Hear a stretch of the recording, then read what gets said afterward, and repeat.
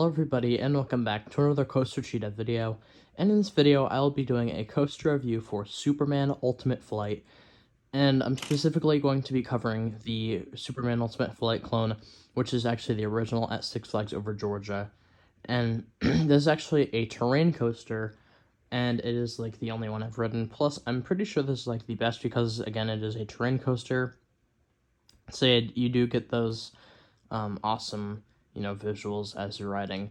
And honestly, I think this ride is really underrated just because it's a clone doesn't mean it's bad.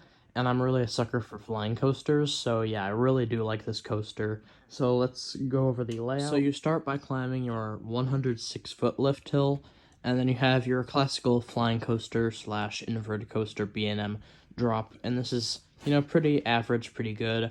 But then you have your star moment on the ride, which is actually one of the few inversions on the ride because this ride actually doesn't have a lot, which I will talk about later because it is one of my few complaints. So yeah, this ride really doesn't include a lot of inversions at all, not a lot of unique elements. However, the pretzel loop on this ride, like any B&M flying coaster, is incredible, and on this one, it is definitely the best element. It is just so good. I mean, I can't even imagine the one on Tatsu if this one is like that, because this one is just incredible, so intense, and this is like apparently one of the weakest flying coasters out there. So yeah, still a great element though. Now after this, you stay up high and go over the little helix, and then you kind of take a little dip down and like an overbank around, and then you have another little drop, and like this whole part is like so low to the ground, and it's so awesome. That terrain element really kicks in here. Then you have another really big overbank hill, and yeah, that's pretty cool. It's like a wide one, so it's, you kind of take it at a low speed, but it's still pretty cool. And I mean, you get some awesome views. Like if you're just a bystander on the path, it's awesome. Like as a guest watching this coaster, and the GP absolutely love it.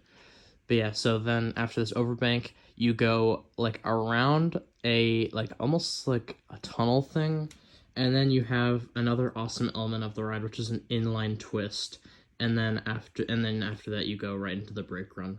So yeah, honestly, a really good layout on this ride. Now I want to talk about my likes and my dislikes for this ride, because actually I have kind of like a balance of the both of them. First of all, the theming, obviously it's not great because, I mean, it's to be expected. It's a Six Flags park after all.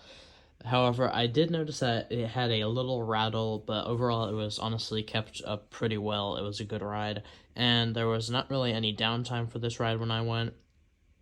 And honestly, most of the rides at Six Flags Over Georgia were like up most of the day, so that was good. And the operations were okay on this ride. At night, it was really awesome. I definitely recommend a night ride on this coaster. However, other than that, it's not anything too special. Again, I said I do like flying coasters. That pretzel nut is amazing. However, other than that, honestly, it's not too much. So, yeah. For me, it is the third best coaster at Six Flags Over Georgia. And I'm sure most people probably agree with that. Maybe they think the Mindbender is better than that or something. But for the most part, it's honestly just a better coaster. Even though I know this coaster doesn't have the most, it's just mainly like some turns and stuff, it does provide a great experience, especially at night when you're so low to the ground because you don't even realize it sometimes, and then you just go up, and I mean, it's wild. The intensity is there, everything is there, like it's good, it's a good coaster, and it's a great fit for Six Flags Over Georgia.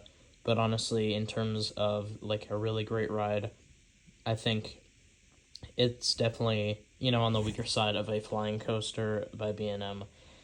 And yeah, so for my personal score, I'm going to give this a 7.5 out of 10, because it's really kind of like a mediocre ride if you really think about it. And it is kind of a one-hit wonder with that pretzel knot. And the inline twist, is also really good. The inline twist, I think, is really underrated because it is a great element, and I think B&M should really do it more on their coasters. Like the one on Banshee is awesome too, and yeah, it's great to be like right at the end, right before the brake run. So yeah, I really do enjoy this coaster, guys.